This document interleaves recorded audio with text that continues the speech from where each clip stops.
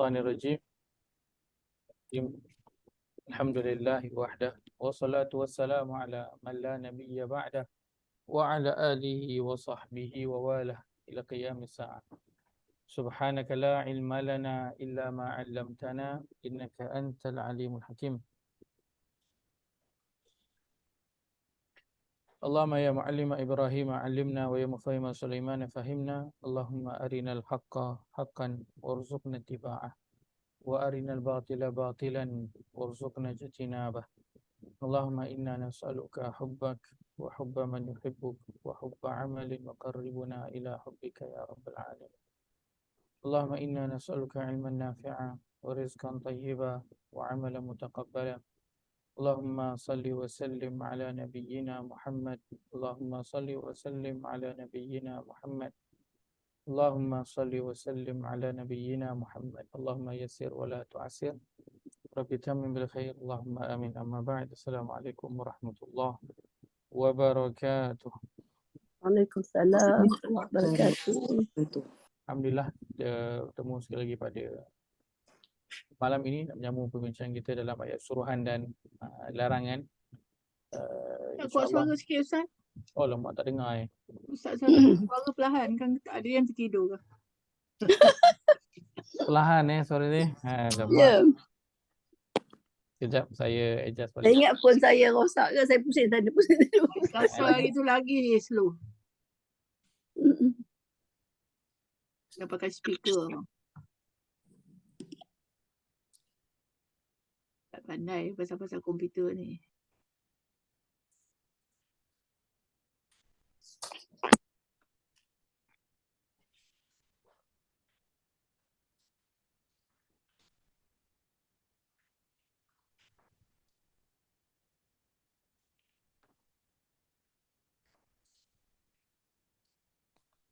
Assalamualaikum Ustaz. Nampak bibir bergerak tapi tak ada suara. Terus tak dengar. Ustaz tu mute. Suara tak buka Saya tengah Ustaz. test saya punya mikrofon. Tu saya cakap seorang-seorang tu. Kalau tengok saya cakap seorang-seorang jangan risau. InsyaAllah okey lagi. Ni sama ke macam tadi? Okey sikit lah. Ustaz cakap. Saya try yang ni. Okay, ni bunyi yang sekarang. Baik, yang ni bagaimana? Bunyi yang ni macam mana? Lebih kurang sama sikit. Okey. berdengung sikit. Okay, yang ini. Cuba cakap. Cuba ayat 1, 2, 3. Bismillah. Ini bagaimana suara? Okey ke?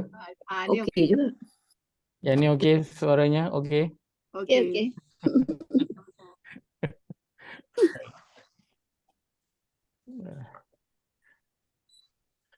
InsyaAllah malam kita sambung bincang kita dalam ayat suruhan dan larangan. Kita nak baca.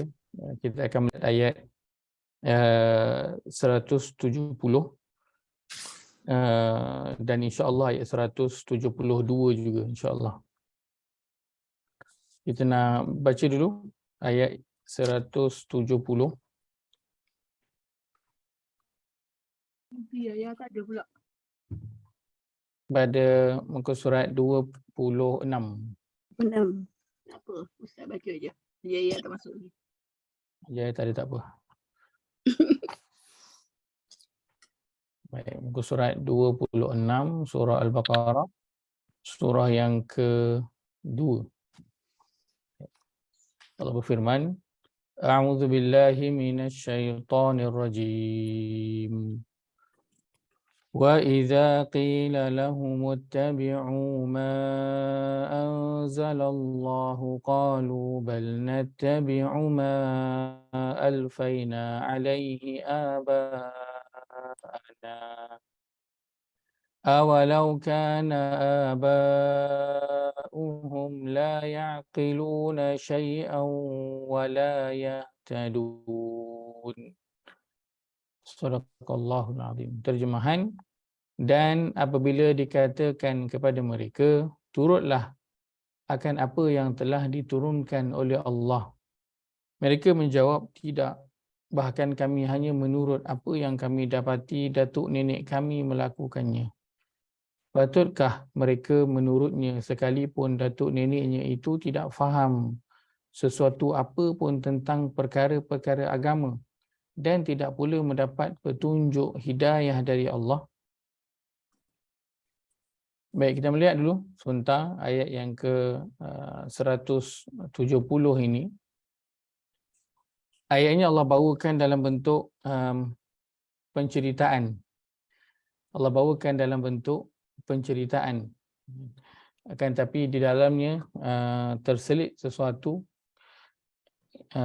suruhan. Kita akan melihat pada ayat ini sesuatu yang berbentuk suruhan, iaitulah pada firman Allah, ittabi'u ma anzalallah. Saya tuliskan, sebutkan di sini.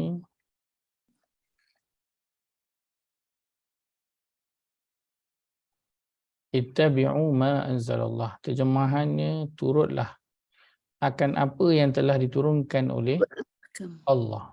Turutlah ataupun ikutlah. Itu terjemahan untuk ittabi'u. Baik. Perkataan ini Allah sebutkan kepada suatu golongan manusia yang Allah refer kepada ayat yang sebelum itu. Ayat yang sebelum itu ada cerita tentang Bani Israel, cerita tentang orang yang engkau. Kemudian datang ayat ini, dan apabila dikatakan kepada mereka, ikutlah apa yang telah diturunkan oleh Allah. Kita melihat ayat ini, dan kerana pengajaran daripada sesuatu ayat itu diambil secara umum, bukan kerana khusus penurunan ayat tersebut. Maka Allah merintahkan kepada orang-orang sebelum kita agar mengikut apa yang diturunkan oleh Allah kepada mereka. Ittabi'u ma anzalallah.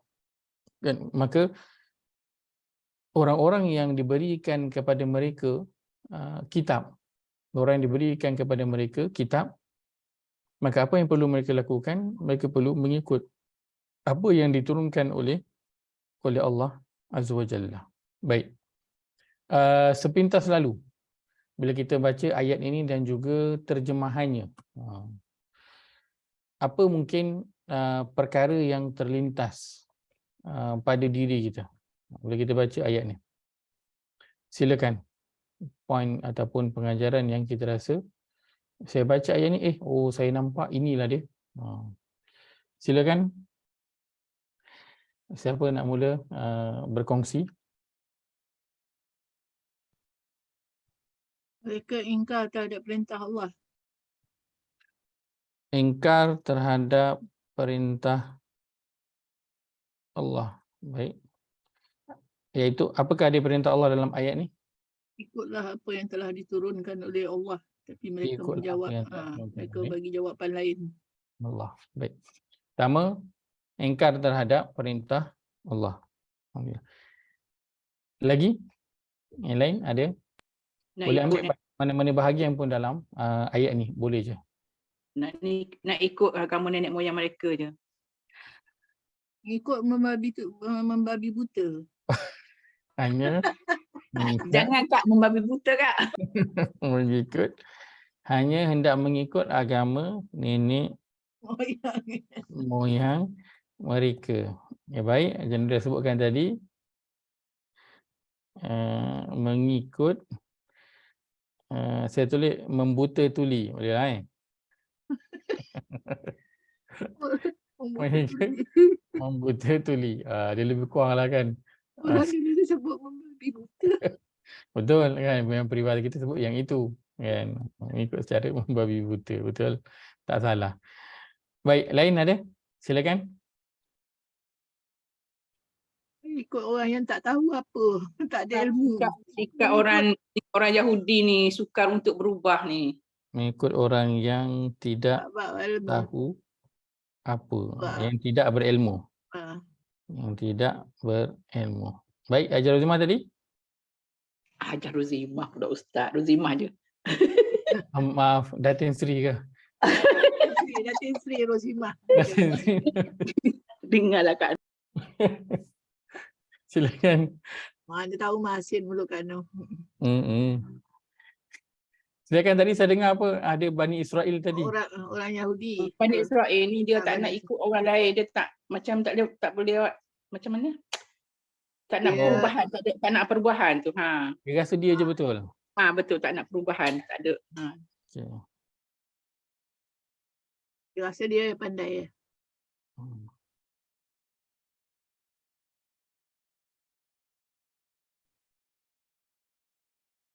Yang betul. Okay. Dan tidak mau berubah. Saya tidak mau berubah je lah. Ha. Baik. Lagi. Dan apabila dikatakan kepada mereka turutlakan apa yang telah diturunkan oleh Allah, mereka menjawab tidak, bahkan kami apa yang kami baca. Patutkah mereka sekalipun datuk neneknya itu tidak faham satu apa materi agama dan tidak pula mendapat hidayah petunjuk dari Allah. Kalau saya letakkan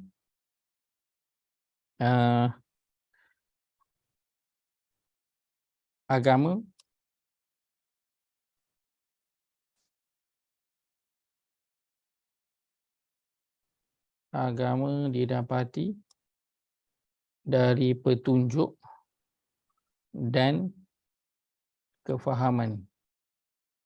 Dalam kurungan kita letakkan ilmu. Boleh? Boleh. Baik. Yang lain ada lagi? Kita ada berapa orang dalam ni?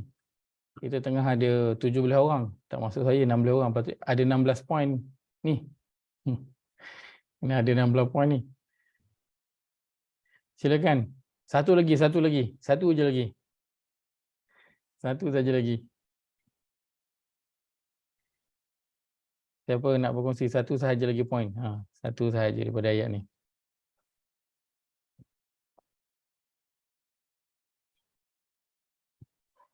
Kenapa mereka nak ikut juga agama nenek moyang mereka sedangkan agama tu tidak memberi petunjuk pada mereka?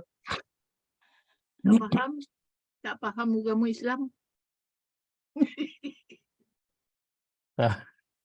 Itu poin. Itu poin. Okey, baik. Ingat soalan tanya ke saya. Kenapa tidak mahu ikut? Ya. Itu soalan dia. Kenapa tidak mahu ikut? Alhamdulillah.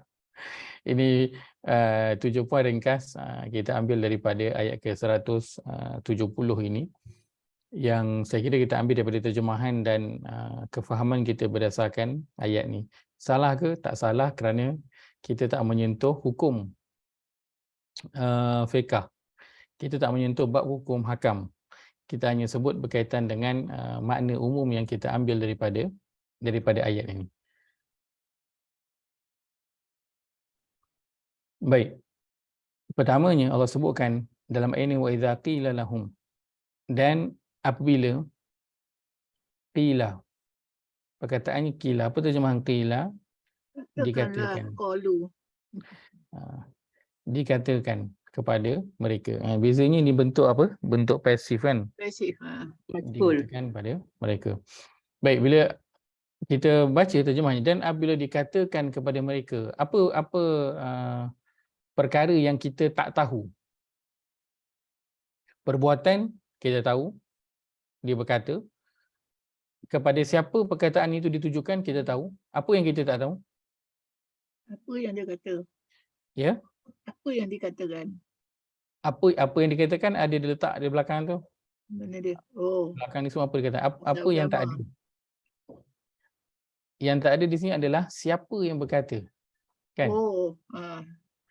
Siapa yang berkata? Tak diberitahu. Wa idza qila, dan apabila dikatakan. Siapa yang kata? Tak diberitahu siapa yang berkata itu. Nabi lah tu. So kita tahu yang berkata tu sudah tentulah Nabi. Tapi bila kita tengok dalam Al-Quran kan, kita pernah lalu ayat yang bentuk begini kan, banyak. Dalam surah Yasin pun kita dah lalu bentuk ayat yang begini. Dan apabila dikatakan Allah tak sebut siapa yang berkata, maka Kenapa Allah tak sebut siapa yang berkata tu? Penting. Kerana Tak mustahak. Apa yang tak mustahak, tak penting untuk diketahui, bukan fokus pada Bukan apa yang fokus. Allah nak sampaikan.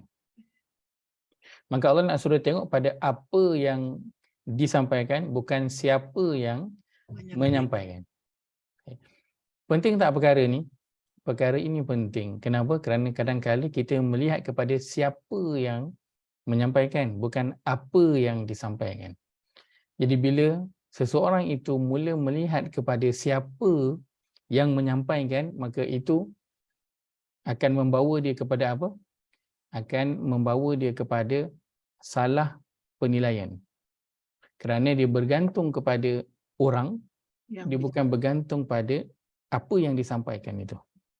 Jadi penilaiannya nanti akan ada apa? Sedikit kekacauan. Penilaian apa? Bukan kita nak menilai orang, tak. Tetapi penilaian kita nanti bila sampai pada waktu satu masa kan, kita nak menilai apa yang disampaikan itu betul ataupun tidak.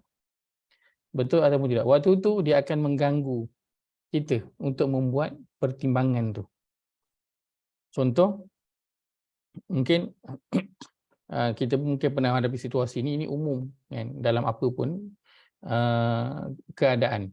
Dia tak mestinya bercakap tentang agama, bercakap tentang apa sahajalah kan, apa pun bidang. Mungkin bila seseorang itu kan, contoh kita telah mempercayai seseorang tu, kita dah selalu dengar dia cakap, mula kita dengar dia cakap tu, mula-mula kita tertarik dengan seseorang tu bercakap. Kenapa? Kerana apa yang disampaikan tu kan, sebab apa yang disampaikan. Lepas tu kita banyak kenal orang ni kan, mungkin kita banyak belajar dengan orang ni dan orang ni, kita mula tertarik pertama dengan apa? Dengan apa yang dia sampaikan. Kemudian selepas itu kan, kita akan berterusan mendengar, belajar daripada orang tersebut, dan lama-lama kita jadi familiar lah dengan orang tu. Dan kalau kita tahu kita nak belajar ini je, kita tahu akan rujuk ni. Kita nak belajar tentang ini, kita tahu kita akan rujuk orang ni. So dia dah jadi apa? Dah jadi kita dah kepada orang, kita tahu dah okey nak belajar ni, orang ni. Baik. Nanti akan tiba kemungkinan nanti satu fakta yang mungkin diajarkan oleh orang tersebut, dan kemudiannya kita tahu perkara itu salah. Contohnya. Tapi orang yang beritahu perkara itu salah, dia tu adalah orang biasa je. Kan, contoh kalau kita bandingkan doktor dengan bukan doktor lah kan, contoh je lah. Yang ini dia bukan doktor, dia orang biasa je kan, dia adalah pengetahuan tentang perubatan tu, tapi dia tak adalah tahapnya tinggi sampai doktor pakar kan. Mungkin dia doktor yang baru-baru ke, ataupun dia farmasis ke kan. So dia bukanlah tahap doktor pakar yang dah 30, 40, 50 tahun ni. Dia baru-baru je kan. Baru je habis housemanship kan, baru je. Waktu tu apa akan terjadi? Kita akan pertimbangan, kita akan lebih kepada ni doktor pakar kan. Kita pun dah selalu dengar, banyak belajar dengan dia. Waktu tu pertimbangan akan jadi apa? Berkaitan tentang siapa, bukannya tentang apa. Ketika itu bahaya. Kerana orang akan apa? Orang akan menyalah, orang akan tersalah meletakkan sesuatu perkara. Dia mungkin akan letakkan yang betul itu salah dan yang salah itu betul. Maka sebab itu Allah letak kat sini wa idza qila, dan apabila dikatakan kepada mereka, kerana Allah nak suruh tengok apa yang disampaikan, jangan fokus kepada siapa yang menyampaikan. Kerana Allah nak kita membina cara fikir kita apabila nak mendengar sesuatu, nak mempelajari sesuatu, fokus kepada apa yang disampaikan, jangan siapa. Kerana kita kan kadang kita selalu macam itulah kan. Kalau belajar dengan orang yang terkenal, so orang lebih seronok lah kan. Sebab apa? Sebab dia terkenal kan. Selalu masuk TV ke, contohnya kan. So kita orang lebih seronok nak belajar kan. Maka boleh tak ada masalah kan. Cumanya jangan ketepikan yang lain-lain itu. Yang lain semua akan jadi tak betul, yang lain semua akan jadi mungkin salah kan, bila ada sesuatu yang berlaku. Baik. Jelas berkaitan dengan tu? Jelas? Sebab kita sering menghadapi perkara ini sebenarnya, dan khususnya dalam ayat ini dia cerita tentang ittabi'u ma anzalallah. Turunlah apa yang telah diturunkan oleh Allah. So ceritanya adalah tentang perihal agama dan kehidupan. Khususnya tentang agama, tentang pengabdian diri kepada Allah Azza wa Jalla. So bila cerita tentang agama, kalau kita kecilkan skop dia, perbincangan tentang agama contohnya, maka mungkin kita akan berhadapan dengan satu masa yang mungkin ada seorang pendakwah, contohnya lah kan, pendakwah selebriti contohnya kan. Apa yang disampaikan tu kita dah belajar lama dah, dia dah terkenal lah, tapi tiba satu masa apa yang disampaikan tu tersalah kan, berbeza dengan apa yang disebutkan dalam Al-Quran ataupun dengan hadis kan. Contohnya, tiba-tiba ada orang lain tegur, dan orang yang tegur itu adalah orang yang kita pun tak kenal, tak siapa tah dia kan, selebriti sah-sah bukanlah sebab kita tak pernah kenal dia pun kan. Tetapi apa yang ditegur itu adalah dibawakan fakta rujukannya daripada Al-Quran dan juga hadis. Baik. Maka ketika itu apa akan berlaku? Pertimbangan kita akan jadi macam mana? Kita akan jadi tergoyang-goyang kan. Sebab apa? Ini pendakwah selebriti. Ini entah ustaz daripada mana kan. Entah daripada mana lah kan. Ustaz ni tak pernah dengar apa nama, tiba-tiba dia nak tegur pendakwah selebriti. Ini nak cari populariti cepat lah ni ustaz ni kan. So pertimbangan tu akan jadi pada bahagian mana? Pada bahagian siapa, bukan pada bahagian apa. Maka di situ akan berlakunya apa? Akan berlakunya kesilapan. Kerana sesuatu itu dalam agama dan dalam apa pun bidang, ia dinilai dengan fakta. Dia bukan dinilai dengan orang. Kalaulah satu perkara itu dinilai dengan orang, maka dalam mahkamah sudah tentunya yang terkenal itulah yang akan menang kan. Tapi tidak, mahkamah menilai sesuatu itu dari sudut fakta. Maka terlebih lagi agama, ia dinilai berdasarkan fakta, dan fakta dalam agama itulah dia apa yang diambil daripada Al-Quran dan juga hadis Nabi sallallahu alaihi wasallam. Maka Allah nak membina cara fikir kita agar melihat kepada apa yang disampaikan, jangan hanya fokus kepada siapa yang menyampaikan, kerana mungkin orang yang terkenal atau dikenali itu, dia boleh saja melakukan kesilapan dalam penyampaian dia, ataupun kan, dia itu memang orang yang mungkin tidak berilmu tapi diangkat, dan itulah cabaran akhir zaman yang akan dihadapi pasti. Cabaran akhir zaman yang akan dihadapi oleh kita semua. Kan Nabi sallallahu alaihi wasallam sebutkan dalam hadis, inna min asyratis saah an yultamasal ilma indal asaghir.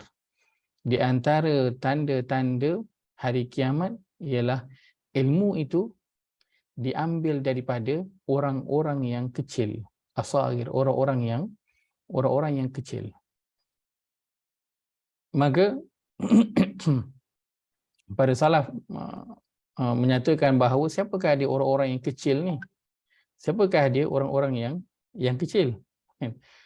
Yang dimasukkan dengan orang-orang yang kecil ialah orang-orang yang berkata tanpa rujukan daripada Al-Quran dan juga hadis. Maka itu adalah orang-orang yang kecil.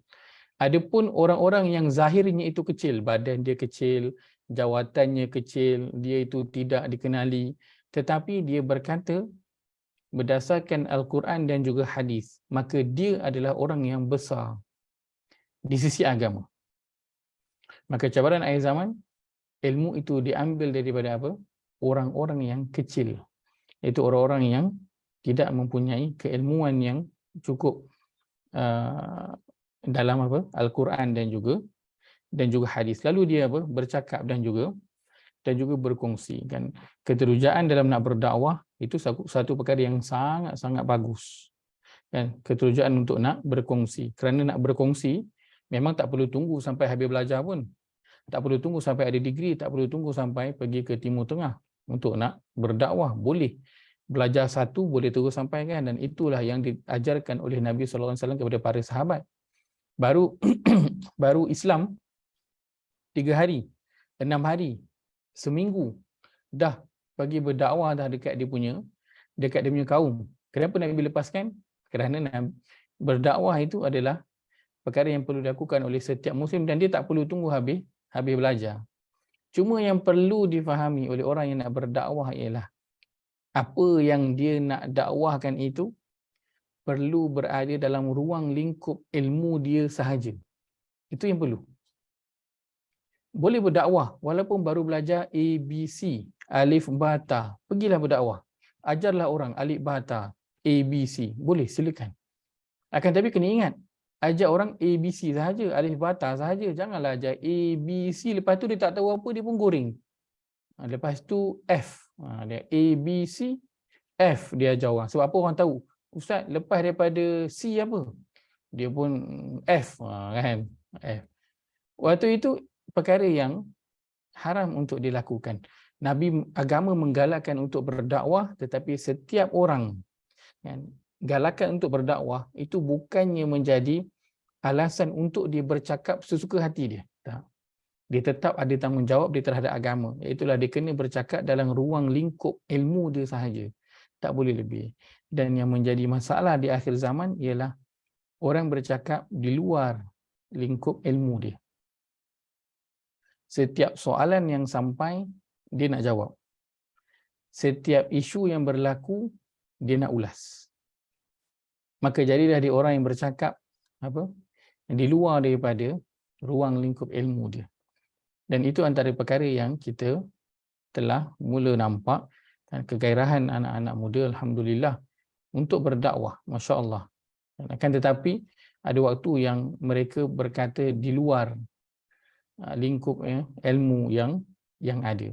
Kita bukan nak kata yang orang yang kena mengajar ni orang yang belajar ada background agama ataupun yang belajar Timur Tengah, tak. Setiap orang wajib berdakwah, menyampaikan minimum pada ahli keluarga dia.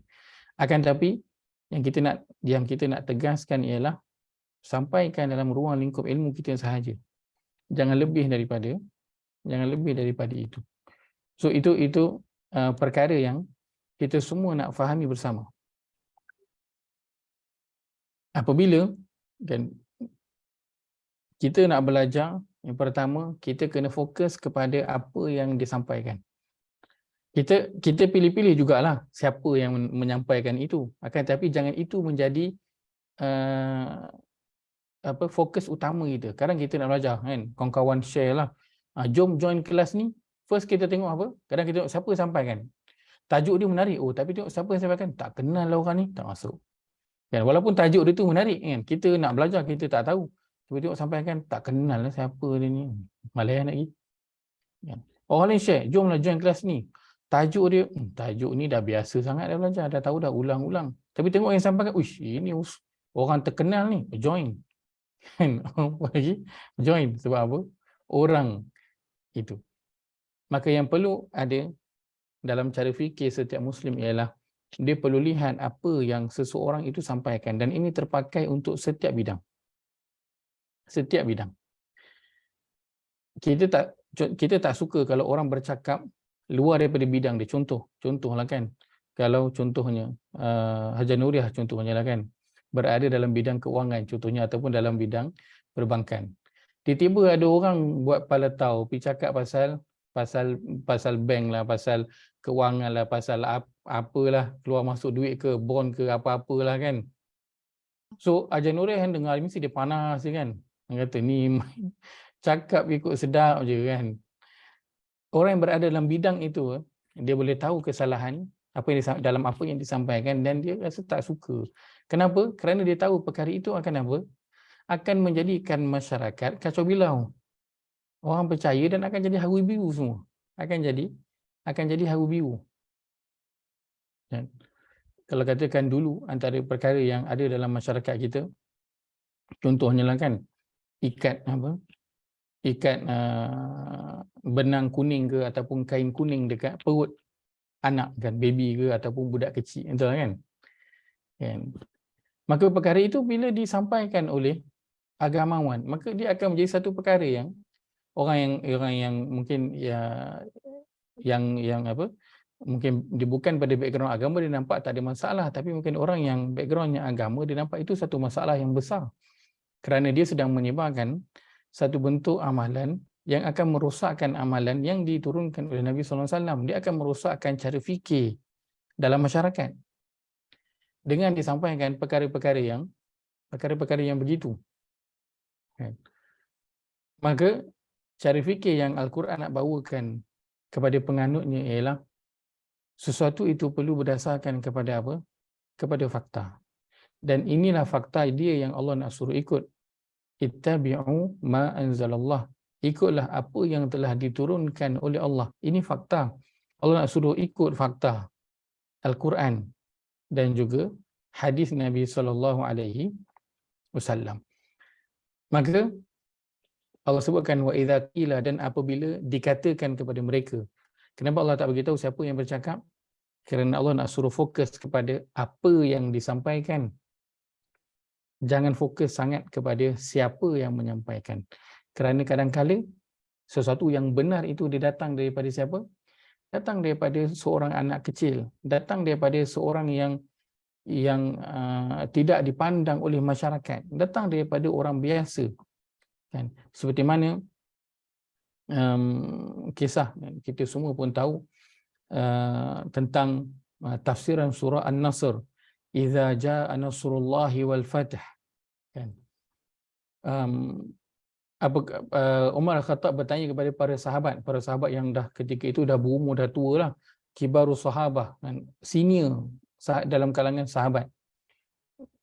Umar panggil satu hari, duduk kan, semua senior sahabat, tiba-tiba ada seorang budak kecil nama dia Ibnu Abbas. Para sahabat yang senior pun pelik, kenapa Umar letak si Ibnu Abbas ni kat sini, yang dia budak kecil ni, kita orang tua-tua punya nak sembang ni, apa budak kecil ni buat kat sini? Umar bertanya tentang tafsiran ayat pertama surah An-Nasr itu. Para sahabat memberikan pendapat mereka. Kemudian Umar bertanya kepada Ibnu Abbas, yang ketika itu masih lagi budak, saya tak ingat 6 ataupun 8 tahun umur dia, masih lagi budak. Kemudian Ibnu Abbas memberikan pendapat dia, mengatakan bahawa Allahumma salli Muhammad, masa ajal Nabi SAW telah dekat. Maka Umar berkata, aku pun berpendapat begitu. Umar senior, dia kata pendapat dia sama dengan Ibnu Abbas. Dan itulah dia tafsiran untuk ayat tersebut, menandakan bahawa ajal Nabi SAW telah dekat. Ini didapati daripada siapa? Daripada seorang budak. Didapati daripada seorang budak kecil perkara itu. Maka kalau dilihat pada siapa yang bercakap, kita akan ikut tak cakap budak tu? Tak ikut. Tapi Umar melihat kepada apa yang disampaikan, bukan siapa yang menyampaikan. Kalau tengok siapa yang menyampaikan, dia hanyalah budak kecil yang kita kata, engkau budak kecil, engkau mana tahu apa. Engkau budak kecil kan, kami lebih awal makan garam lebih banyak kan. Walaupun betul lah pengalaman kehidupan itu benar, tetapi bila kita cerita tentang keilmuan, tentang fakta, maka tidak ada tua dan muda kan. Tidaklah orang tua itu lebih berpengalaman daripada yang muda. Kalau kita cerita tentang teknologi sekarang, tentang handphone kan, cucu kita lebih hebat guna smartphone tu daripada kita lah kan. Walaupun dia guna tu untuk main game ke apa, tapi dia pantas, dia tahu je mana nak cari ini, nak buat apa semua dia tahu, berbanding dengan orang yang dah berumur kan. Kenapa? Kerana kita bukan bercerita tentang pengalaman kehidupan, kita bercerita tentang ilmu, tentang fakta. So dia berbeza. Boleh saja yang muda dia lebih tinggi keilmuannya daripada yang sudah berumur. Tapi bila cerita tentang pengalaman hidup, betul. Itu yang disuruh Nabi SAW. Kalau cerita tentang pengalaman hidup, memang kena dengar cakap orang tua. Tapi bila cerita tentang fakta, cerita tentang ilmu, setiap orang adalah sama. Dia tengok kepada apa? Tengok kepada tahap keilmuan dia. Maka sebab itu, kalau nak pilih imam, jadi mana nak pilih imam, Nabi kata duduk di belakangnya orang yang paling banyak menghafal Al-Quran. Dalam hadis yang lain menyebut orang yang paling mengetahui tentang sunnah. Kan? Orang yang paling tahu hadis, yang tahu sunnah Nabi SAW. Kalau kata dekat belakang imam itu sama, Maksudnya yang ada tu memang hafal Quran sama banyak contohnya. Ataupun tahu tentang sunnah sama banyak. Kan waktu tu Nabi kata barulah kan man akbaru sinnan. Utamakan siapa yang lebih berumur, siapa yang lebih tua. Kan. So orang yang berumur memang ada kedudukannya dihormati dalam agama. Tetapi yang pertama yang didahulukan adalah apa? Keilmuan dulu. So itu Nabi kata yang duduk belakang imam adalah siapa yang paling banyak hafal Quran. Bukan siapa yang paling tinggi jawatan dia. Tinggi kedudukan tak. Siapa yang paling banyak hafal Quran atau yang paling tahu tentang sunnah atau yang paling pakar tentang agama. Itu yang duduk kat belakang. Betul-betul belakang imam. So ilmu dulu yang diutamakan. Selepas itu kalau sama barulah umur yang diutamakan. Maka agama nak mengajar tentang apa? Dan melihat kepada apa yang disampaikan, bukan siapa yang menyampaikan. Perkara ini mungkin ada yang melihatnya sebagai perkara yang mungkin simple, tetapi ini kita katakan asas tunjang di dalam agama. Kita nak membetulkan cara kita melihat sesuatu. Fokus kepada fakta dia. Orang yang sampaikan tu letaklah nombor 2, nombor 3, nombor keempat. Kan? Sebab itu perkara ini telah disebutkan oleh Allah Azza wa Jalla dulu Allah disebutkan, dan perkara ini telah berlaku tak pada masyarakat kita? Berlaku tak? Situasi dalam ayat ni berlaku kan? Bila diajak untuk ikut Al-Quran, diajak untuk ikut hadis, diajak untuk ikut agama yang sebenar, maka dia kata apa? Tak apalah, kami ikut apa yang dah ada dalam masyarakat. Kami ikut adat kami yang dah ada dalam masyarakat, ikut adat. Sebab itu kalau ada sesuatu yang bertentangan dengan adat atau apa yang telah dilakukan oleh nenek moyang, apa akan jadi dalam masyarakat kita? Kita akan buat apa? Apa yang akan kita lakukan? Kita akan mula apa? Apa dia? Kita pernah bincang sebelum ini, saya pernah sebutkan satu contoh. Kan? Tiba-tiba je ada orang datang kata dekat kita, contohnya lah, saya sebutkan contoh je lah. Tiba-tiba je ada orang datang sebut kat kita, kan, zikir selepas solat itu dibaca dengan perlahan, contohnya lah kan. Kita akan cakap apa? Apa respon kita? Tok Imam baca kuat je. Tok Imam baca kuat je. Baik lagi, apa respon kita? Tiba-tiba yang datang kata, ini zikir lepas solat ni sepatutnya dibaca perlahan. Apa respon kita bila dengar perkara tu? Ya ke? Baik. Lagi? Saya dah dulu makan garam, dah belajar daripada orang dulu. Saya dah dulu makan garam dah. Saya dah umur 50-60 tahun dah kan. Mak ayah saya sampai dah meninggal dah buat benda ni. Kan? Lagi nak datang kata salah kan. Cikgu Mulin kata, mana hadis yang kata begitu? Dah kan tanya. Baik. So kita menghadapi di tempat kita situasi yang begini. Maka bila kita ada situasi yang begini, macam mana cara kita nak menilai? Apa yang kita nak buat? Apa yang sepatutnya kita buat?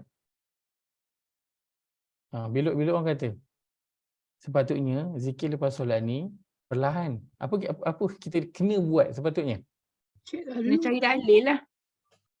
Ceklah dulu. Kita kena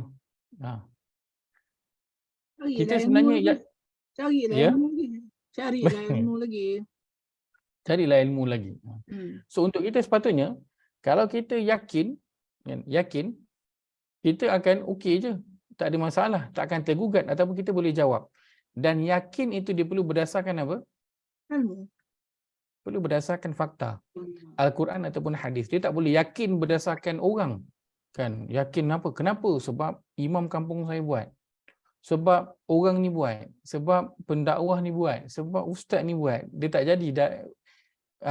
Kalau masuk dalam mahkamah tu, Sasa kalah. Rasa menang ke kalah? Sasa akan kalah punya. Kalau itulah dia punya hujah yang dia dibawa. Maka bila kita dapat soalan macam tu, macam mana cara kita nak menilai? Ada orang yang dia menilai dengan apa? Dengan menilai orang. Dia akan tanya, kau siapa? Betul tak? Maka sebab itu ayat ni ajar kepada kita. Jangan melihat kepada siapa. Lihat kepada apa. Sebab kita akan sampai pada situasi yang perkara yang kita dapat tahu ataupun orang bagi tahu kita, orang tegur ke, orang cakap ke, dia berlainan dengan apa yang kita buat ataupun apa yang kita percayai selama ini. Waktu tu Al-Quran ajarkan kepada kita, wa iza qila, dan apabila dikatakan kepada mereka. So Allah tak sebut siapa yang bercakap. Dia mungkin nabi, mungkin rasul, mungkin juga utusan lain, mungkin juga macam dalam surah Yasin, dia adalah apa? Seorang lelaki. Entah siapa-siapa pun dia tak diketahui, datang daripada hujung bandar. Kan, orang kampung ujung, orang yang tak berapa berpelajaran, orang yang mungkin harta pun tak berapa ada. Tetapi dia datang dengan membawa sesuatu hujah. Sebab itu tak dikatakan. Sebab itu ayat-ayat Allah simple saja. Allah hanya sebut wa iza qila, dan apabila dikatakan kepada mereka. Tapi dalam tu ada apa? Dalam tu ada cara fikir yang Allah nak sematkan dalam diri seorang Muslim. Kan ada situasi yang apa? Bila disampaikan perkara yang seperti tadi, kita akan kata kau siapa? Aku ni, orang ni, imam ni, ustaz ni, keluar semua.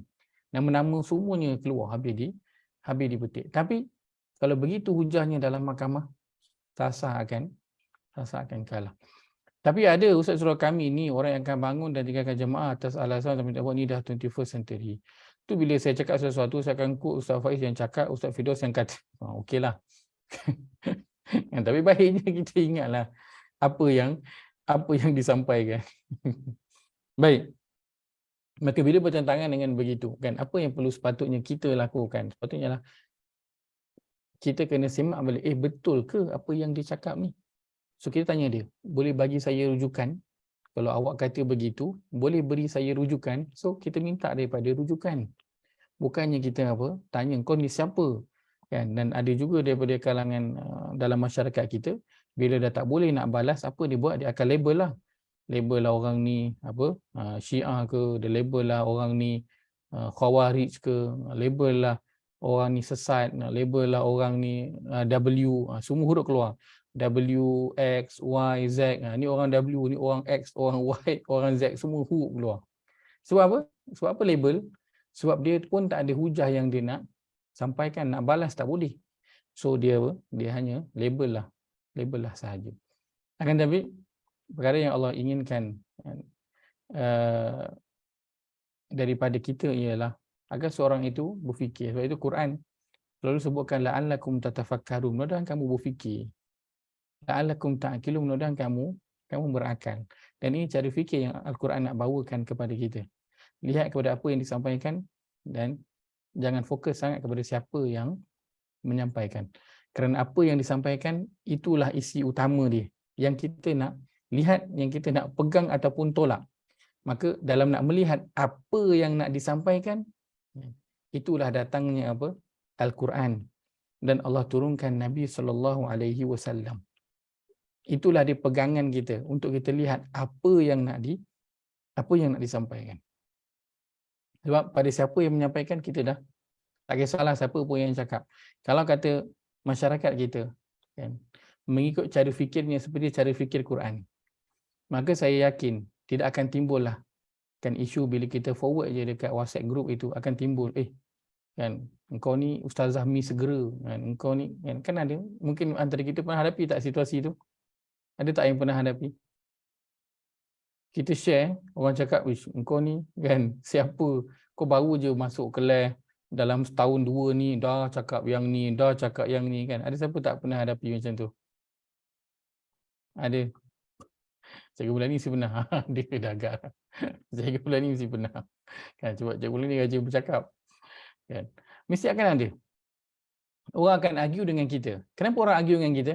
Kerana orang tengok siapa yang bercakap. Orang tak tengok apa yang dia sampaikan. Sebab itu tanggungjawab juga kepada orang yang nak bercakap ataupun orang yang nak menyampaikan.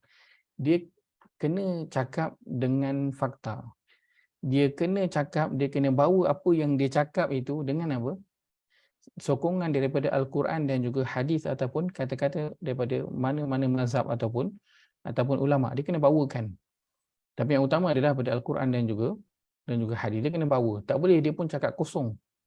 Kan? Itu juga cara bila kita jelas cara fikir yang begini, kita nak tengok apa yang disampaikan, bukan siapa yang menyampaikan. Maka ketika itu kita akan tahu kan orang ni kan dia ni apa pengisiannya banyak cerita ke, banyak kisah ke, banyak gelak ketawa ke, ataupun banyak poin yang dapat dipelajari. Kita akan dapat bezakan. Tapi kalau kita fokus kepada siapa yang menyampaikan, maka kita tak kisah pun lah apa yang dia cerita dalam kuliah ni, kita tak kisah. Janji kita suka dengar dia itu bercakap. So itu yang akan lamanya menjadi apa? Menjadi masalah dalam masyarakat. Masalah berkaitan dengan apa? So bila orang-orang yang nak belajar agama buat begitu, maka dia akan jadi masalah dalam agama. Kalau dalam bidang perubatan buat macam tu, maka dia akan jadi masalah dalam bidang perubatan. Kalau dalam pentadbiran buat macam tu, apa akan jadi? Sudah tentu akan jadi masalah. Dia akan tengok arahan ni datang daripada siapa. Oh, walaupun arahan tu salah dengan perlembagaan, tapi tak apalah. Siapa yang bercakap tu? Oh, dia orang tinggi. So, kena ikut je. Yang cakap tu orang yang tinggi, kena ikut. Akhirnya apa? Akhirnya pentadbiran jadi kacau bilau. Setiap orang akhirnya akan buat ikut apalah yang dia nak. Kan bila orang atas begitu, orang bawah akhirnya akan jadi kacau bilau. Maka bila orang kita fokus pada bidang agama ini, orang yang dipandang tinggi dalam agama ini tidak mengambil penting tentang apa yang disampaikan. Maka apa masalahnya? Masalahnya ialah orang yang berada di bawah itu pun sama akan jadi tidak akan fokus kepada apa yang disampaikan. Dia akan terus je apa yang dia baca, dia terus sampaikan. Apa yang dia dengar, dia terus sampaikan. Itu yang kita pernah hadapi situasi yang bila sesuatu itu disampaikan, lalu ada orang lain tegur. Kan? Lepas tu, orang pun bantai. Lah, biarlah apa-apa kan. Macam-macam lah isunya. Kenapa? Dia melihat pada orang, tak melihat kepada fakta apa yang sampaikan. Ada orang argue sebab orang masih ingat yang saya ni cuma cikgu fizik. Macam mana tiba-tiba boleh cakap tentang hukum-hukum tajwid. Kan? Begitulah. Kan? Sebab masyarakat kita. Kan? So, itulah dia antara masalah yang dihadapi apabila tidak mengambil cara fikir Quran. Dan ia terjadi pada setiap bidang. Dia akan jadi pada setiap bidang apapun. Bila orang melihat pada siapa, dia tak melihat kepada apa yang disampaikan. Waktu kita PKP dulu, berapa banyak keluar fakta tentang perubatan yang apa orang semua percaya, sedangkan bila diberitahu oleh autoriti dalam bidang perubatan yang betul-betul pakar, dibawakan fakta, maka ternyata perkara itu tidak benar, kan? Sebab itu dia dinilai dengan apa yang disampaikan, bukan siapa yang menyampaikan. Saya harap perkara ini kita jelas bersama-sama. Cara fikir ini saya harap kita jelas kerana ia berkaitan dengan apa? Ia berkaitan dengan agama kita. Kalau kita fokus tentang agama, ini berkaitan tentang agama kita, tentang amalan kita. So kalau apa yang kita dapat tu salah, maka amalan kita pun salah. So bahaya tak? Bahayalah. Sebab itu nanti di akhirat ada orang yang apa? Ada orang yang surah Al-Kahfi sebut dhalla sa'yuhum. Amalan-amalan dia tu jadi sesat, jadi hilang, jadi sia-sia. Sebab apa? Dia tak fokus kepada ini. Dia fokus pada siapa yang bercakap je. Dia ikutlah orang tu cakap apa, semua pun dia ambil. Dia tak fokus pada apa yang disampaikan. Dan itulah yang telah dilakukan oleh orang Yahudi dulu. Mereka mendengar ahbarahum wa ruhbanahum. Mereka mendengar rahib-rahib dia, pendeta-pendeta dia punya cakap. Apa ulama dia cakap, dia dengar. Tanpa dia semak. Akhirnya apa? Allah kata fasaddu an sabilillah. Akhirnya mereka itu terpesong daripada jalan Allah. Kenapa? Fokus kepada siapa yang bercakap, dia tak fokus kepada apa yang dia cakap. Betul Ustaz, Datin Zul sebut. Masa kerja dulu, bila bos cakap terus ikut, tapi bila orang bawah sampaikan buat endah tak endah je. Betul. So itu cara fikir yang kita nak ubah bersama-sama. Sampailah kepada kita apa pun dan disebutkanlah di situ siapa ini datang daripada orang ni, orang ini terkenal ni, ini kita kenal ni, ini orang hebat ni. Tapi jangan lupa poin utamanya ialah tengok pada apa yang dia cakap. Perkara ini kita buat bila? Bila kita buat perkara ini setakat pengamatan saya, kita buat hanya pada bidang politik je, terutamanya pada pilihan raya. Itu je kita buat. Kan? Kadang kita dapat kan poster ke apa kan, yang bercakap tu Tan Sri ini, Datuk ini, jawatan ini, pengerusi ini, ketua ini. Tapi kita akan terus percaya ke? Kita akan terus ambil ke tak? Kita akan tengok apa yang dia cakap. Ini tipu ni. Oh, ini bukan. Ni sebab apa? Sebab kita bukan penyokong dia, so kita buat ini bukan. Kan? Waktu tu kita dah tak tengok dah siapa. Lah entahlah yang cakap tu menteri pun kita akan bantai. Betul tak? Sebab apa? Kita tengok pada apa yang disampaikan. So menteri pun kita bantai. Kita dah tengok pada siapa yang menyampaikan. Tapi itu kita hanya lakukan pada waktu pilihan raya je, pada bidang politik sahaja. Sedangkan perkara itu perlu dilakukan pada bila-bila masa. Sebab itu para sahabat yang sudah berumur pun, yang senior pun, mereka pernah ditegur oleh sahabat yang junior. Pernah ditegur oleh sahabat yang junior. Kenapa? Kerana ini bukan cerita tentang siapa senior, siapa junior. Tetap yang junior tetap kena hormat yang senior. Itu arahan agama. Nabi kata laisa minna man lam yarham saghirana wa lam ya'rif syarfa kabirana. Bukan daripada kalangan kami, Nabi kata. Orang yang tidak menyayangi yang muda dan tidak menghormati kemuliaan orang yang tua, yang telah berumur. Maka junior kena hormat yang senior. Tetapi bila ia berkaitan dengan fakta, berkaitan dengan agama, maka tak ada lagi junior dan juga senior. Maka sahabat yang muda menegur sahabat yang lebih berumur, yang lebih dulu masuk Islam pun tegur bila ada kesalahan. Tapi pada zaman itu masih ramai orang yang tak pandai baca, tak banyak rujukan. Tapi zaman sekarang dah banyak resources ilmuwan. Macam mana ada orang masih tertipu dengan dakwah songsang, contoh Ayah Pin. Betul. Kita pun pelik kan. Dan bila kita tengok skop tu sama-sama, tetap sama. Kan, apa yang saya sampaikan tak boleh ambil 100% kecuali saya bawakan rujukan dia Al-Quran ataupun hadis. Waktu tu boleh ambil. Dan waktu nak ambil apa yang disampaikan itu pun tak perlu kreditkan pun. Kalau kita tak kreditkan pun kepada orang yang menyampaikan tu pun tak apa. Sebab apa? Sebab yang kita boleh ambil terus, Allah sebut ini, Nabi sebut ini, settle. Yang perlu disebut adalah Allah dan juga Rasul sahaja. Orang yang sampaikan tu kita tak kreditkan pun tak apa, tak ada masalah.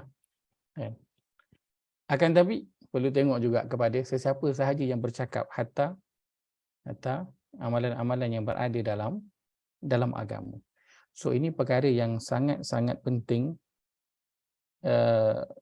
yang saya nak kita fahami bersama.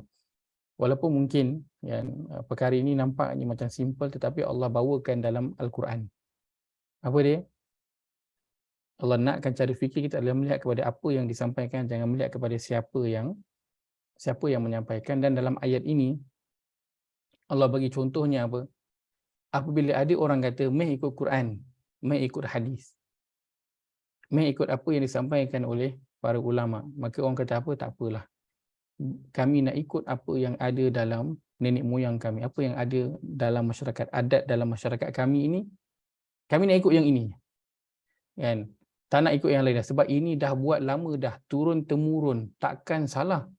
Kan? Takkan awak nak kata ini salah ni amalan ni, sebab dah dilakukan turun temurun ni, daripada dulu kat Malaysia dah buat dah amalan ni, contohnya lah kan. Takkan ni salah. Maka Allah nak bawakan orang-orang yang begini, dia menilai sesuatu itu berdasarkan kepada apa? Berdasarkan kepada orang, dia bukan berdasarkan kepada apa yang disampaikan. Maka masukkanlah pada setiap apa yang sampai kepada kita. So sampai kepada kita, siapa pun, apa pun jawatan dia selebriti ke, dia bukan selebriti ke, dia terkenal ke ataupun tidak terkenal, contohnya, maka tengok pada apa yang dia sampaikan. Saya beri satu contoh, mudah-mudahan kita boleh jelas melihat perkara ini. Contoh kan, sebelum ini pernah timbul satu cerita contohnya kan, berkaitan dengan tinggi kan, Firaun punya binaan kan, Firaun punya menara ataupun binaan yang Firaun buat kan. Perkara itu menjadi isu di kalangan ilmuwan, menjadi isu, tapi di kalangan orang awam kata benda tu tak ada salah pun. Kenapa? Kerana dia melihat pada siapa yang menyampaikan. Dia tak melihat pada apa yang menyampaikan, tapi para ilmuwan melihat, dia perlu dilihat pada sudut apa yang disampaikan itu. Kerana kalau disampaikan itu salah dan masyarakat percaya, maka dia akan menjadi satu perkara, satu fakta yang salah yang ada dalam masyarakat yang akan disampaikan kepada generasi seterusnya. Dan cuba bayangkan, yang salah itu adalah amalan. So, bayangkan kita dah 10 tahun, 15 tahun beramal dengan perkara yang salah. Dan impaknya sangat besar di akhirat nanti. Kita harapkan buku kita penuh dengan tulisan amal, tapi akhirnya kosong. Tak ada apa benda.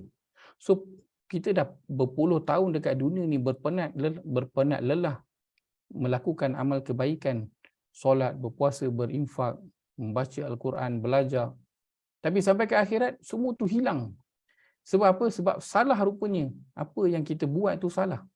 So tak dikira. Study dah berapa lama, jawab exam salah. So ada harapan, tak ada harapan dah. Kalau dah jawab exam, jawapannya dah salah, dapat markah kosong, nak betulkan lagi memang taklah sebab result dah keluar. So perkara ni bermula di sini. Di sini bermulanya. Iaitu cara fikir, tengok pada apa yang disampaikan. Jangan tengok pada siapa yang menyampaikan sesuatu perkara itu. Dan itu sebabnya Allah datangkan Al-Quran. Allah datangkan Al-Quran ini, dan Allah utuskan Nabi SAW.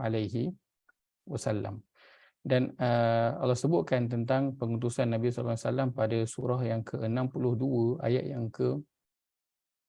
yang kedua. Muka surat 553 surah Al-Jumu'ah, surah yang ke-62, ayat yang kedua. Allah berfirman, a'udzubillahi minasyaitanirrajim, huwallazi ba'atsa fil ummiyina rasulan minhum yatlu 'alaihim ayatihi wa yuzakkihim wa yu'allimuhumul kitaba wal hikmah wa in kanu min qablu lafi dhalalin mubin. Dialah yang telah mengutuskan dalam kalangan orang-orang Arab yang ummiyin seorang rasul dari bangsa mereka sendiri, yang membacakan kepada mereka ayat-ayat Allah dan membersihkan mereka serta mengajarkan mereka kitab Allah, iaitu Al-Quran dan hikmah. Dan sesungguhnya mereka sebelum kedatangan Nabi itu dalam kesesatan yang nyata. Allah sebutkan bahawa Allah telah mengutuskan Nabi kepada siapa? Kepada ummiyin. Apa maksud ummiyin? Tak tahu. Kalau kita pendekkan perkataan dia, dia jadi apa? Dia jadi ummi. Perkataan ummi. Tak tahu membaca tak? Buta huruf.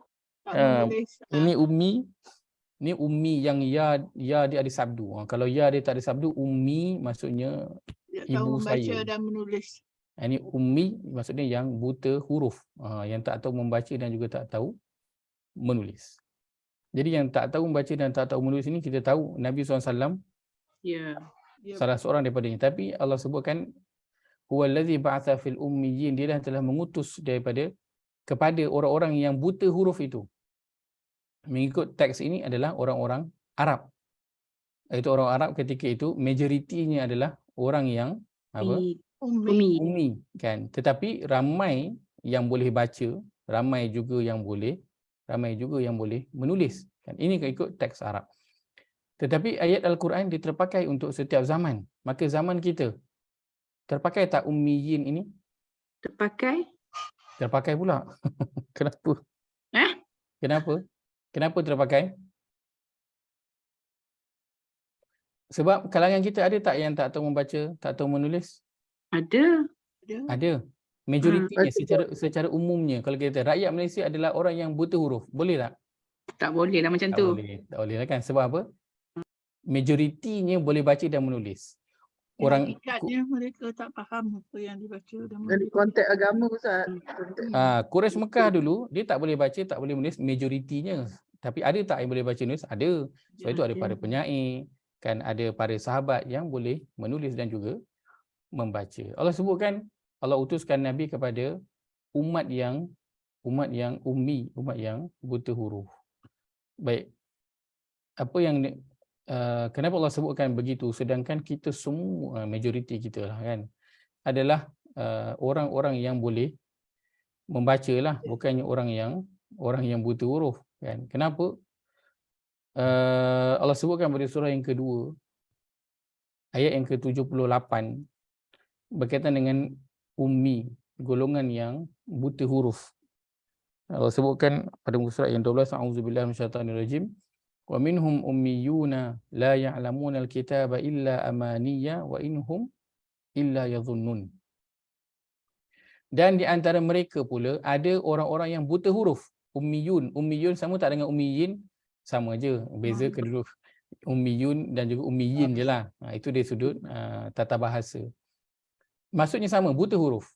Mereka tidak mengetahui akan isi kitab Taurat selain dari penerangan-penerangan bohong dari ketua mereka, dan mereka hanyalah berpegang kepada sangkaan-sangkaan sahaja. Di sini Allah kata, dan di antara mereka adalah orang-orang yang buta huruf. Apa dia? Orang-orang yang tidak mengetahui tentang kitab yang diberikan kepada mereka kecuali apa? Amani. Sini letakkan penerangan-penerangan bohong. Ada tak terjemahan lain?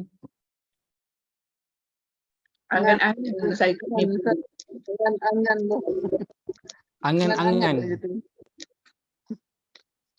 Betul. Saya punya Quran terjemahan pun letakkan angan-angan. Dongengan. Dongengan. Angan-angan, Kat dongengan. Quran.com ni. Baca Quran.com.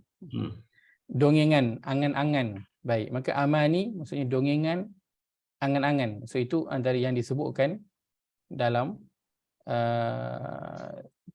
terjemahan Quran, terjemahan.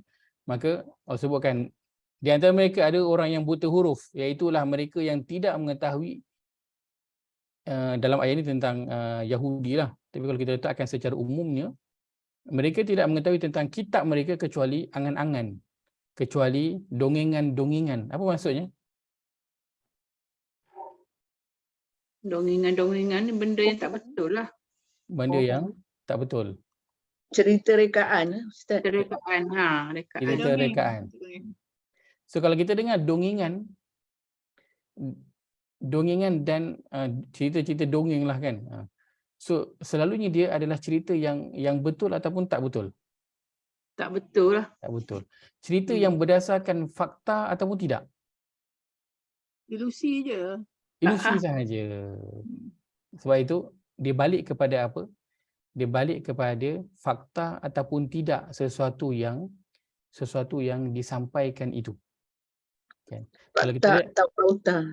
fakta atau auta, betul. Apa yang disampaikan. So dia balik kepada fakta ataupun tidak yang disampaikan. Kalau kita lihat saya bawakan ini sebahagian kita Arab, jangan baca pula ini bukan ayat Quran. Ini kita Arab. Baik, saya nak bawakan, nak melihat apa antara maksud amani, angan-angan tu. Baik. Wa minhum ummiyun, dan orang yang buta huruf itu disebutkan minal yahud, itulah orang-orang Yahudi, dan ada pendapat menyebutkan minal yahud wal munafiqin, orang Yahudi dan juga orang munafik. Kenapa ada orang munafik? Zaman Yahudi dulu ada munafik ke? Belum lagi. Tapi sebab ayat ini dia terpakai pada setiap zaman, pada umat yang diberikan kepada mereka kitab. Baik, kita cari di manakah sebut tentang amani.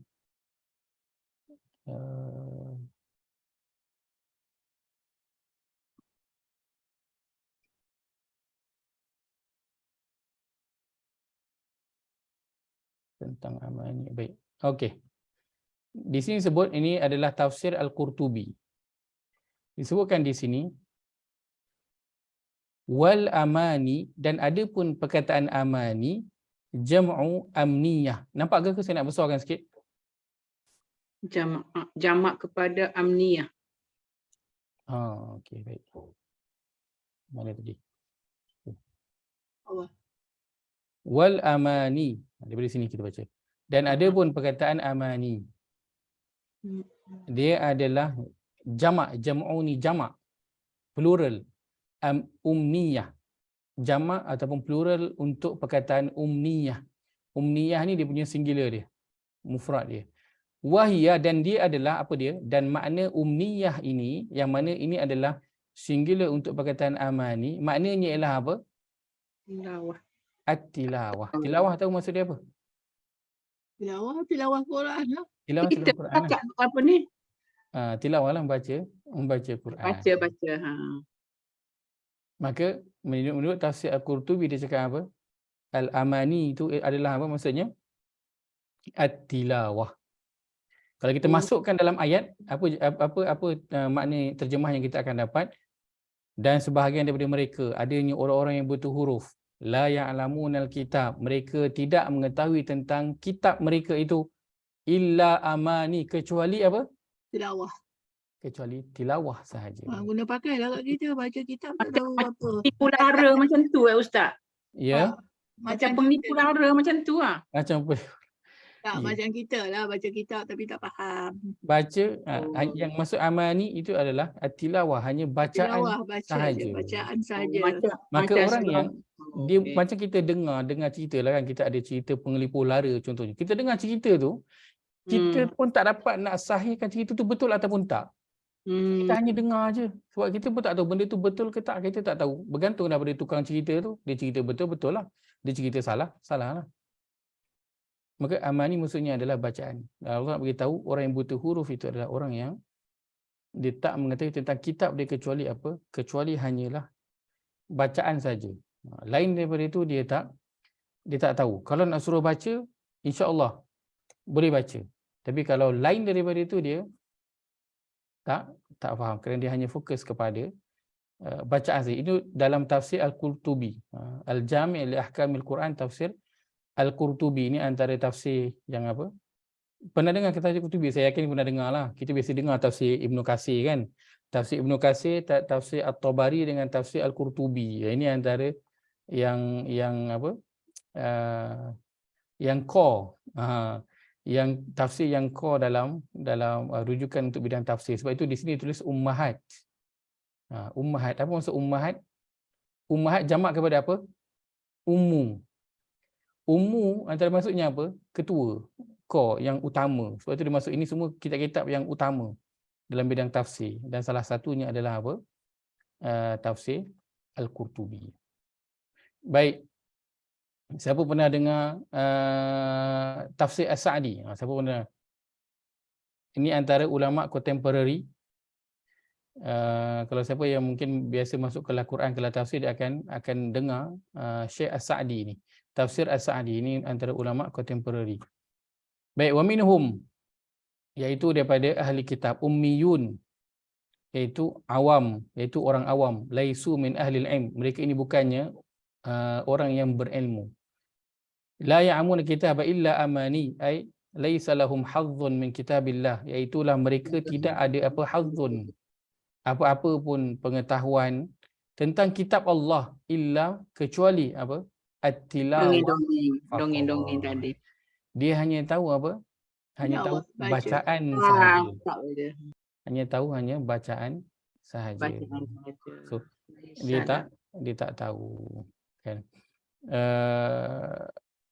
Disebut di sini fazukira fi hadhil ayat ulama'ahum wa awamahum wa munafiqihim.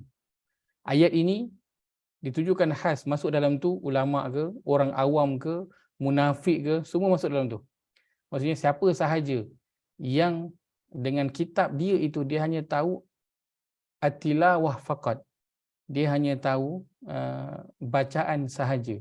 So inilah yang Allah sebutkan, yang dimasukkan dalam ayat ini itulah amani, yang dimasukkan dengan amani, yang diterjemahkan dengan maksudnya Ustaz, kalau kita baca Quran saja kita tak tahu apa makna kosong macam tu kan lebih kurang.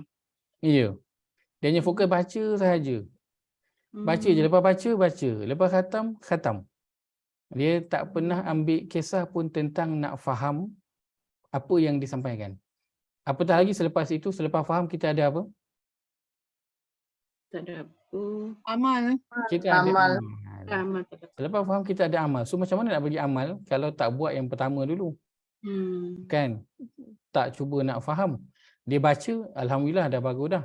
Cuma step kedua tu dia tak ambil kan, sebab tanggungjawab kita dengan Quran bukan setakat baca, kita ada selepas itu adanya faham dan selepas itu Tazakur.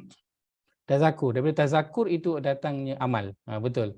Kita ada tadabbur kan, kemudian kita ada tazakur. Tazakur itu bahagian amal, kita punya tindakan selepas dapat mesej daripada ayat-ayat. Lepas tu Maka sebab yatlu itu, alaikum. Ya. Lepas tu yatlu. Sebab itu Wa yu'allimuhumul Qur'an. ada sebahagian ulama yang menyebutkan bahawa kan ada hadis sebut tentang siapa yang baca satu huruf dapat 10 kan. Maka sebagai ulama kata kan, yang dimasukkan dengan baca itu adalah apa? Baca dengan tahu makna kot. Baca dengan faham. Itu baru maksudnya baca. Kan itu baru maksudnya adalah baca. Kalau kata kita baca Quran tapi kita tak faham, kan? Itu prosesnya dipanggil apa? Baca, nak faham tu. Tadabbur lah. Tak, kita hanya baca. Umayyah tadi, Umi apa nama? Tadi yang baca sajalah.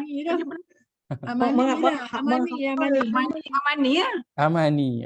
Namanya sedap, Amani kan. Namanya sedap. Macam nama company je Nasib Amani. baik tak Mulyani. Macam nama company Amani. Cik Mulyani insya-Allah. Tak, dia bukan Amani. Alhamdulillah dia Mulyani. Alhamdulillah. Lepas tilawah kita baca tafsir itu. Sebab itu proses yang dilakukan. Kalau orang tu dia membaca Quran tapi dia tak faham, maka dia bukan baca, itu masuk prosesnya adalah membunyikan huruf. Dia sama macam anak kita, cucu kita kecil, kita ajar dia baca bahasa Melayu ke bahasa Inggeris.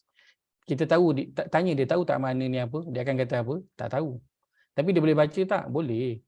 Kan, kalau boleh belajar bahasa Melayu tu dia bacalah dekat signboard tu. Kurangkan laju. Okay. Maknanya apa? Tak tahu. Tapi dia boleh baca. Kan? Kita panggil baca tu, dia boleh apa? Membunyikan huruf-huruf tu dia boleh bunyi. Tapi makna dia tak tahu. So, kita puas hati tak kalau anak kita macam tu? Puas hati tak? Kita dah kata bagus. Bolehlah untuk umur dia 3 tahun, 4 tahun, baguslah. Umur dia dah sampai 20 tahun. Bagus lagi tak? Tak bagus. Bagusnya. Tak bagus.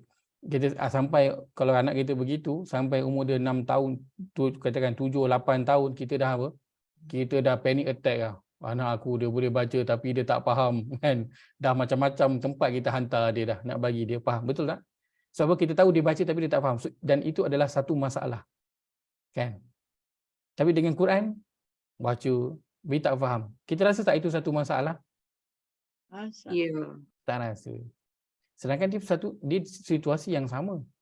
Maka membaca Al-Quran tanpa difahami maknanya, itulah proses yang dinamakan membunyikan Al-Quran.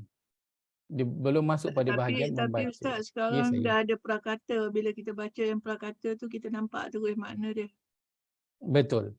Sebab itu Allah dah itu sebenarnya akan jadi apa? Itu semua akan jadi hujah untuk orang yang tak cuba nak faham Quran. Apa lagi alasan dia nak bagi? Nak bagi alasan? Umur tak cukup. Panjang dah Allah bagi.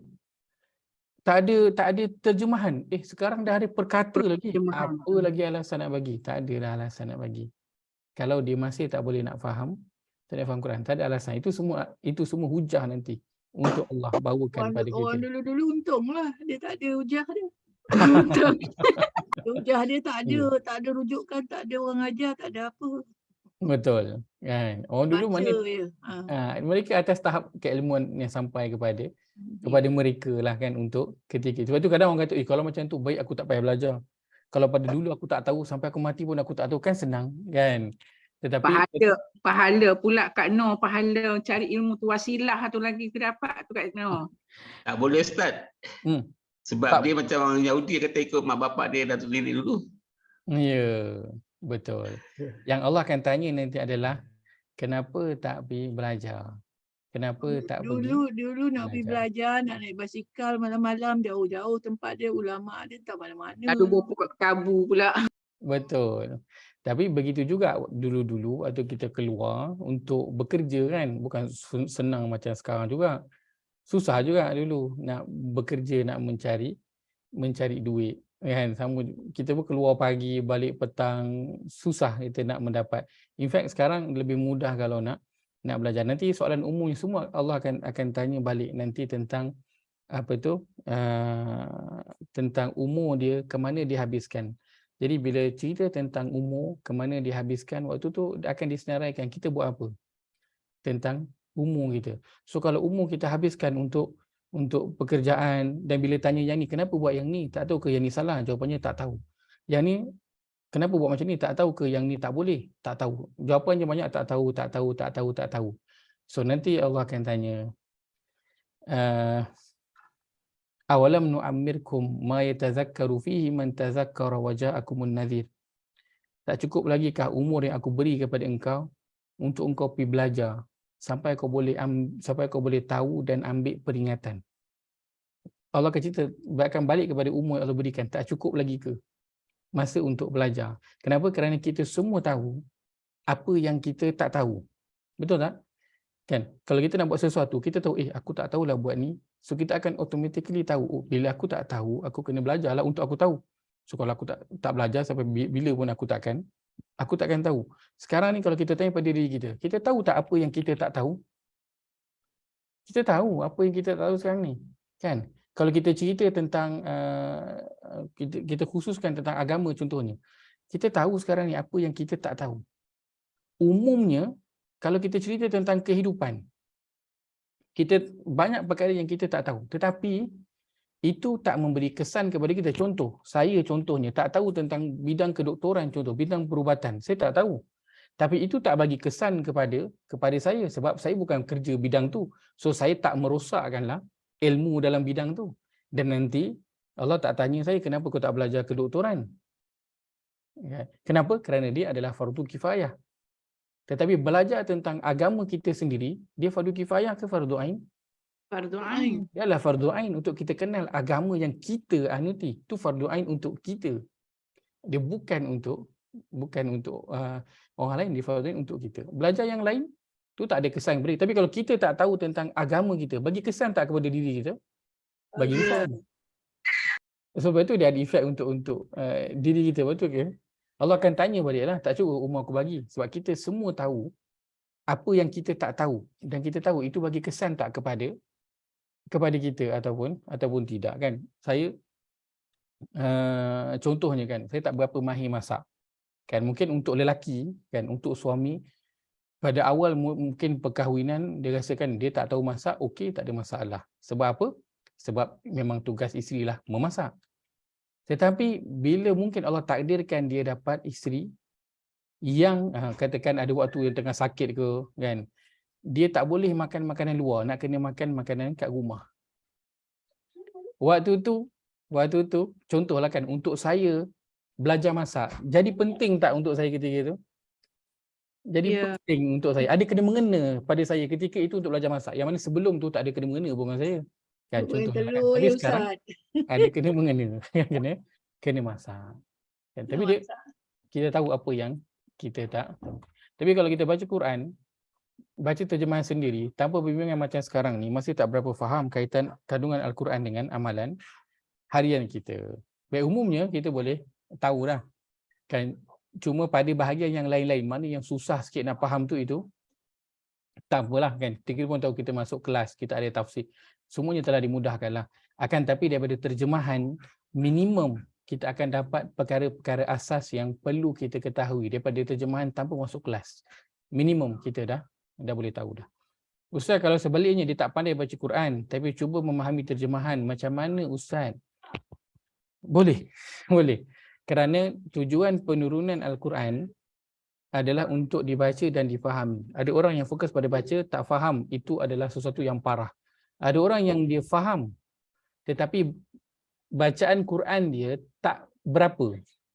bacaan Quran dia tak berapa baik, maka itu tak separah yang pertama.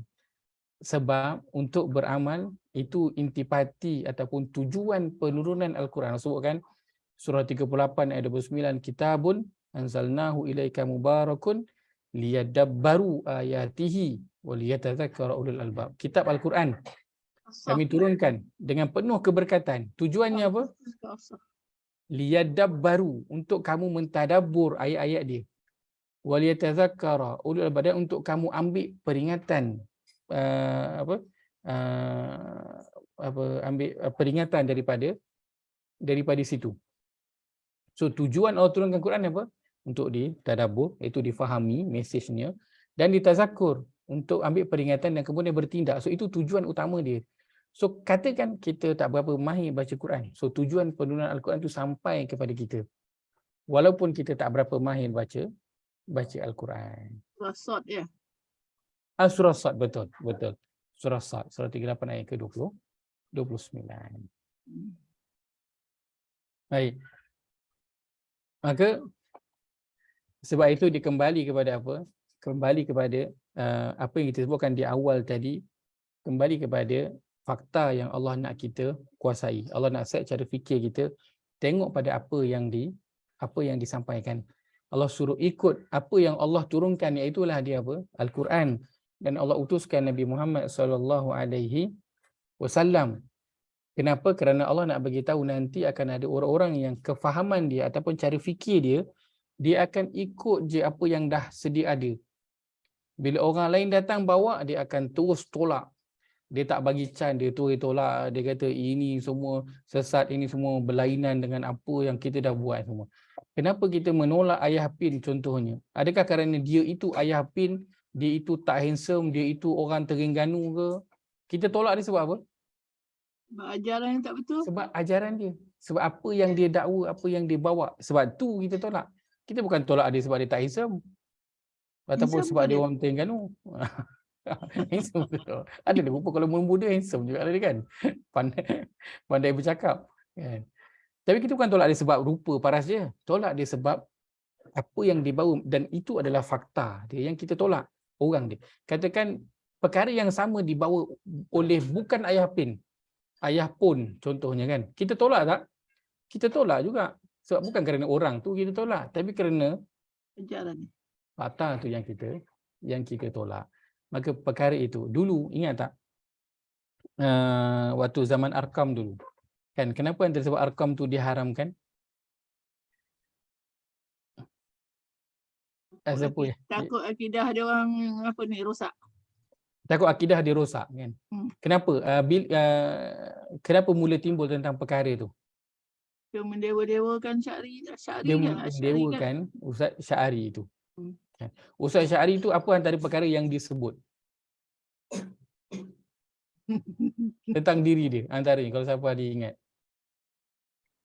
Tak ingat, tak tahu. Tak ingat. Antaranya dia sebut apa? Dia berjumpa dengan Nabi dan bermesyuarat dengan Nabi. Sebab itu Jakim mengharamkan, betul tak? Jakim mengharamkan, betul tak? Kenapa? Kerana dia dah mendakwa begitu. Nanti boleh baca balik antara sebab pengharaman Arkam dulu. So yang Jakim tolak adalah kerana Ustaz Syari ke? Tak. Di awal dulu okey, dia tak ada apa pun, dia tak dihalang. Tapi sebab bila mula dah ada apa, dah mula timbul apa? Perkara yang bertentangan. Kan? Yang Jakim merasa ini bertentangan dengan Al-Quran dan juga hadis, bertentangan dengan agama. Maka sebab itu diharamkan. Dia bukan haramkan sebab Ustaz Syari, tapi diharamkan apa? Apa yang dia bawa, maka itu adalah berdasarkan dengan fakta. Dan perkara itu kalau dibawa oleh orang lain, adakah dia akan jadi betul? Ataupun dia akan kekal salah? Sama juga. Dia akan kekal salah. Sebab bukan orang tu yang salah. Apa yang dia bawa tu salah. Fahaman dia tak betul. Fahaman dia itu. Maka ini yang kita nak ambil bersama-sama. Jika Ahli sunnah wal jamaah lah. Ahli sunnah wal jamaah. Kan? Mungkin dulu waktu diharamkan dulu kita akan macam macam mana Ustaz Syari dia boleh dia kata dia jumpa Nabi depan-depan dalam keadaan jaga, dia bermesyuarat dengan Nabi, Nabi bagi tahu dia, Nabi suruh buat ini, Nabi sampaikan dia ini dan ini, buat amalan itu, suruh buat ini dan sebagainya. Kita macam mana boleh buat macam tu? Kita pun tak percaya, kan? Tetapi perkara yang sama dia berulang nanti mengikut zaman, akan ada orang-orang yang mendakwa begitu. Dia bermimpi, kemudian dia akan akhirnya mendakwa dia jumpa dengan Nabi. Dan sekarang kalau ada orang kata dia jumpa dengan Nabi secara terang-terangan, orang kita tolak ke percaya? Tolak. Orang kita tolak ke yang percaya? percaya yang perempuan tu. Orang kita ramai yang percaya.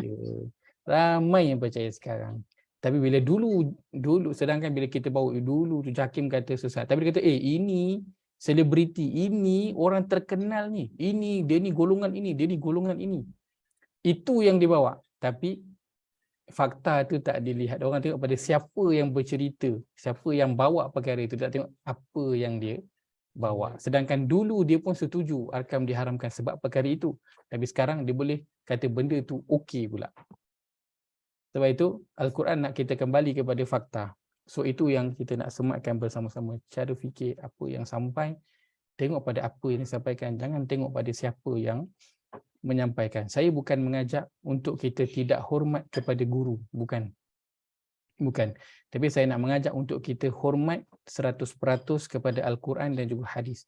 Saya nak mengajak kita hormat kepada Allah dan Nabi lebih utama daripada hormat orang yang lain selain daripada itu. Saya pernah sebutkan sebelum ini. Kalau cerita tentang murid dan juga guru. Kan, kalau kita kata kalau kita kata mempersoalkan mungkin guru, ataupun mungkin kita ragu-ragu ataupun tak percaya kepada apa yang guru kita cakap, ataupun kita berlainan pendapat dengan apa yang guru kita cakap. Kalau inilah yang kita pegang, orang yang buat macam ni dia adalah orang yang tidak beradab dengan guru, kan? Guru cakap dia kata bukan, dia berselisih pendapat, dia rasa lain daripada apa yang guru dia cakap. Kalau ini orang yang kita sifatkan dia sebagai orang yang tidak beradab dengan guru, maka Imam Asy-Syafi'i rahimahullah, gurunya adalah siapa? Antara gurunya? Imam Malik. Imam Malik. Imam Malik itu lagi tua lah kan daripada dia. Sebab itu mazhab yang pertama sekali adalah mazhab apa? Maliki. Tapi kat bawah tu ada mazhab anak murid dia, Imam Asy-Syafi'i. Kenapa ada mazhab? Mazhab tu maksudnya apa? Pendapat. Kenapa ada mazhab? Maksudnya ada pendapat Imam Syafi'i berlainan dengan pendapat guru dia. Kita nak kata ke Imam Syafi'i tak beradab dengan guru dia? Tak. Orang yang berpegang dengan cara fikir Quran, dia tahu kenapa Imam Syafi'i berbeza. Kerana dari sudut apa? Dari sudut fakta. Imam Syafi'i bukan saja-saja je. Dia nak lain dengan guru dia sebab dia nakkan nama supaya dia pun ada satu mazhab sendiri, bukan. Tetapi ada mengikut kepada fakta, ada berdasarkan kepada Al-Quran dan hadis. Dia ada hujah dia. So kalau baca kitab fiqh dia akan ada hujah dia. Kenapa Imam Syafi'i kata macam ni? Kenapa imam ni kata macam ni? Masing-masing bawa hujah masing-masing.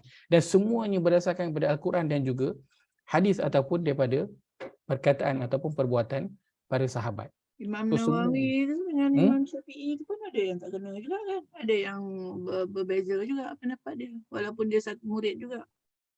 Imam Nawawi. Imam Nawawi, betul. Betul. Betul. Hatta Imam Nawawi, Imam Ibn Hajar Al-Asqalani, mereka pun sendiri, walaupun mereka adalah ulama besar mazhab Syafi'i, ada pendapat mereka yang berbeza dengan dalam mazhab Syafi'i. Kenapa? Kita okey je. Kenapa? Kerana asalkan dibawa fakta, jangan dia main sembang-sembang mulut, main bercakap dengan emosi, tak. Kita bercakap dengan fakta, iaitu Al-Quran ataupun hadis, bawa itu, kita okey. Maka ayat ini mengajarkan kepada kita apa perkara yang besar dalam agama. Allah nak set cara fikir kita, tengok apa yang dibawa. So Allah nak suruh kita buat bercakap berdasarkan fakta. Dan dalam beragama, ia adalah Al-Quran dan juga hadis. Kita nak beri perhatian bersama-sama kerana kita tak nak nanti di dunia kita dah berpenat buat macam-macam kebaikan, di akhirat nanti wal-iyadzubillah kita buka buku amalan kita, buku itu kosong. Allah jadikan dia habaan mansura, seperti debu-debu yang berterbangan. Kenapa? Kerana telah salah dalam melakukan sesuatu. Kenapa? Dia ikut kata-kata orang yang kita percaya dia kerana dia terkenal, contohnya. Sebab itu dalam Quran Allah ada sebut, bukan satu, Allah sebut beberapa tempat tentang apa? Kita selalu sebelum ini tentang followers dan juga influencer. Kan, tentang pengikut dan juga orang yang diikuti. Ada cerita. Dia akan salahkan, sebab engkau lah aku masuk sini, sebab aku ikut engkau. So, perkara ini tidak berlaku jika seseorang itu dia berpegang kepada fakta, dan dalam agama fakta itu adalah Al-Quran dan juga hadis Nabi SAW. Maka ayat 170 ini memberikan suruhan kepada kita agar apa? Agar memperkasa Al-Quran dan juga hadis dalam diri kita. Kalau tak tahu Ustaz, saya tak tahu, saya ni bukan background agama, so nak buat apa? Bila dengar sesuatu daripada seseorang, maka dengar, ada tak dibawakan rujukan? Ada tak dibawakan rujukan Al-Quran ataupun hadis? Ada tak dibawakan? Kalau tak ada, apa nak buat? Kita dalam mazhab Syafi'i, perkataannya adalah tawakuf. Waqaf. Apa maksud waqaf? Berhenti. So, hold dulu. Dia tak bawakan rujukan, buat apa? Hold dulu. Jangan buat apa-apa. Sehingga dibawakan rujukan. Kenapa dia cakap buat macam ni? Kenapa dia kata beramal macam ni? Barulah kita lakukan. Jika tidak, jangan kita masukkan diri kita dalam ayat yang Allah sebutkan ini. Dia main ikut je apa yang ada dalam masyarakat dia, apa yang telah diamalkan dulu-dulu. Kenapa? Kerana dia apa? Tak nak mengikut petunjuk dan juga kefahaman. Dia tak nak lalu jalan ini. Itulah jalan belajar apa? Al-Quran dan juga hadis. Wallahu ta'ala a'lam. Itu dia kongsikan pada malam ini. Moga ada manfaat dapat diambil. Simple, nampak macam simple, tapi ini tentang untung rugi seseorang itu nanti di akhirat. Dia bermula di sini, bermula dengan cara fikir dia dalam beragama. Dia bukan main kaut semua. Kita pun kalau makan lauk, kita tak kaut semua yang ada dalam pinggan lauk tu. Sebab apa? Sebab kalau makan tom yum contohnya, ada serai, ada daun limau, ada lengkuas. Makan tak semua tu? Kunyah ke semua tu? Tak. Kita akan makan lauk dia je lah. Kan? Kalau tom yum ayam, makan ayam dia je lah. Kita tak kaut semua. Maka jangan kaut semua. Tengok dulu mana yang boleh ambil, mana yang tak boleh ambil. Wallahu ta'ala alam. Aqulu qawli hadha wa astaghfirullahal azim li wa lakum. Allahumma ja'al hadha